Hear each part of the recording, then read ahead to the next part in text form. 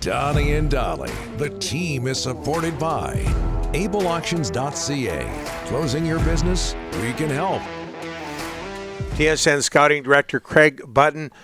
He's covering the World Under-18s over in Finland. Craig, thanks for doing this, sir. How are you?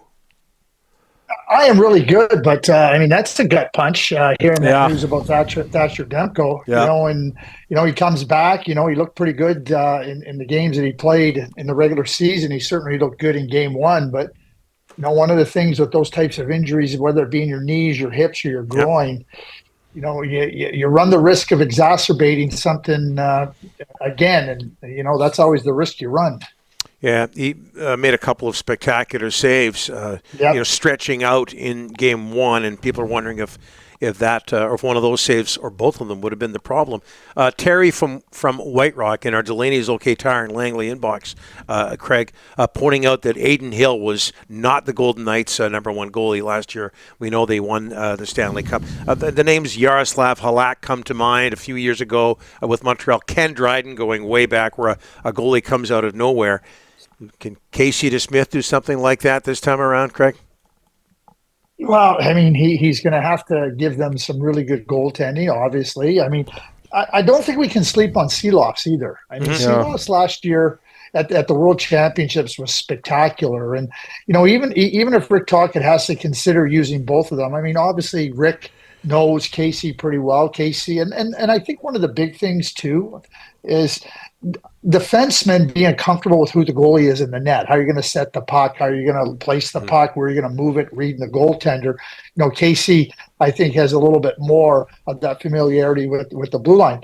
But I will say this.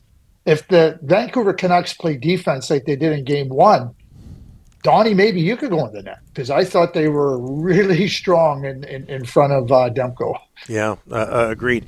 The other thing that was strong with the Canucks in game one, Dakota Joshua, 2 goals and 1 assist. What are you seeing from, and he's 27 years old, what are you seeing from Dakota Joshua right now that wasn't there earlier in his career? Yeah, I think there's a comfort level with Dakota being really comfortable asserting himself. When you're a younger player and you have size, and we all, and I think we're all guilty of this. We see a big guy and go, use your size, be assertive. But there's a lot of things that go with that, like being comfortable, asserting, not feeling that when you hit somebody you're going to have to fight. And so all those things that have to come into play with maturity, I think, are coming into play here with Dakota. I read a fantastic article the other day about JT Miller and him maturing. And I've watched JT play since he was 16 years of age, and I thought the article captured it perfectly. I think it was Ian McIntyre that wrote it, but it just captured it perfectly. You have this player now, and you've heard what I've said about him. I think he's a superstar. But, he was a first-round pick to the New York Rangers, got traded over to the Tampa Bay Lightning, comes over to the Van, and he's just found this level of play and maturity in his life that allows him to just be comfortable with who he is. I think that's exactly what's happened with Dakota.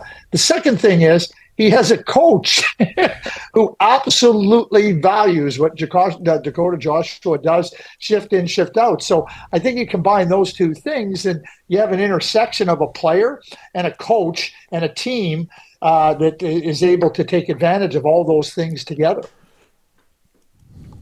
Craig, I want to get back to goaltending, but not so much with the Canucks. Around the NHL, the Avalanche, they got to get some goaltending. You cannot give up 7 goals, although they did score 6. But boy, oh boy, what's going to happen there? And their backup has got 12 games in the American League this year, and he's got 4 in the East Coast Hockey League. What's going on there? Well, it's interesting. Georgiev has been terrible since the end of March. It's not just one game. He's been awful. He just found a way to be even more awful in game 1 against Winnipeg. You go on the road against the team with the best goals against, the top goaltender in the league in Connor Hellebuck, and you get 6 on him and you don't win. That stings. And certainly, Georgiev, the way he's played, and I'm sure the puck looks as big as a pea right now for Georgiev. I think the ball has to be what happens to Rick, the players are just taking a deep breath every shot that goes towards the net. Like, they're not comfortable. They're uneasy. I think he's got to start Pozetsov. I don't think he has a choice. I think he's got to dial his team in and say, okay, Georgiev, go try to find your game. And that's what I do. I wouldn't even start him because he can't find his game in the game, and he might need a week. And obviously you don't have a week at this point in the time. But I think putting him into the net is the detriment to the team. You got to just say, hey, this is who we're going with, and tighten up in front of him and let's go and make, because you'll kill the spirit of your team if you keep putting Georgiev in there. In 6 games, and I put this out on social media, in 6 games beginning on March 30th, 2 against Winnipeg, including the game the other night, Vegas, Nashville, Dallas, and Edmonton, his save percentage is .811. Now, that doesn't win you in beer league. Over 80 beer league doesn't win you at .811. And I think if they're expecting him to go find his game here on a Tuesday night, I say good luck. I wouldn't even think about starting him. Craig, here's a message for the LA Kings. Stay out of the box. Stay out of the penalty box. Edmonton 3 for 4 with the power play. Man, when that power play is working, it is so fun to watch. It's interesting. They got up to the 4-0 lead. Was it 4-0 or 3-0 with the even? It's 4. Yeah, 4. And then I guess LA decided, okay, we're gonna rough them up. Okay, go ahead, LA. First of all, you got obliterated at even strength. Then you decide you're going to try to go after them. Their power play is great. Your penalty killing sucks. And I think this series is over in 5 games. I just don't see LA being any type of challenge for the Edmonton Oilers, to be quite honest.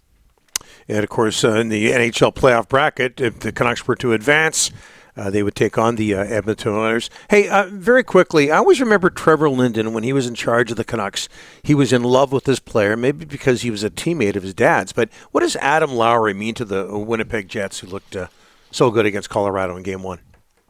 Yeah, well, I mean, he's looked good all year. I'll share it with you guys in my NHL awards ballot. I had him in my top 5 in the Selkie. So, I do a lot of the Jets games. I think he embodies. You know how I've called JT Miller the emotional barometer of the Vancouver Canucks? Adam Lowry's the emotional barometer of the Winnipeg Jets. And I mean, he doesn't need to score to help you win. Now he gets a couple, and certainly the way he plays hard. He sets a tone, and I believe too that the additions they made have only helped Adam Lowry be that much stronger of a leader.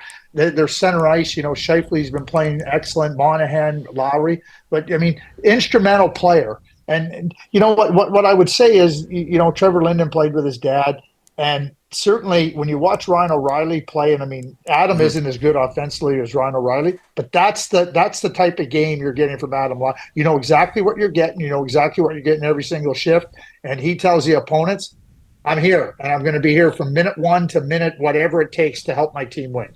Okay, one more, Craig. I forgot. It's so crazy around here with the Demko news. I forgot where you are. Yeah. You're in Finland, World Under-18s. Tija Ginla has been added to the Canadian roster. That happened within the last 24 hours. Very quickly, Craig, what's in the future for Jerome Ginla's son?